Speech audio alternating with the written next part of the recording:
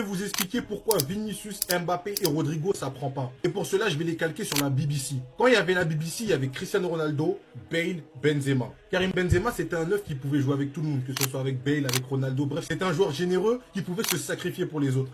Un peu à l'image d'un Rodrigo. C'est pas le même poste, mais je vous parle dans l'attitude.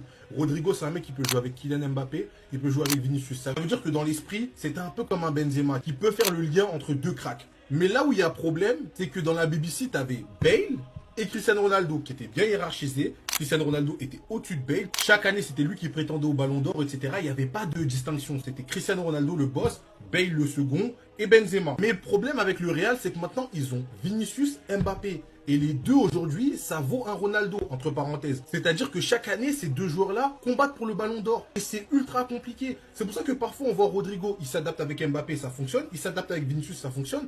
Mais les trois en même temps, ça ne fonctionne pas. Et le pire dans tout ça, c'est que si on rajoute Bellingham, un milieu de terrain qui lui aussi peut prétendre au Ballon d'Or, les gars, c'est le chaos absolu. Ça veut dire qu'au Real, pour que tout fonctionne, il faut que soit Vinicius, soit Mbappé partent. Et c'est là que le choix devient difficile, les gars.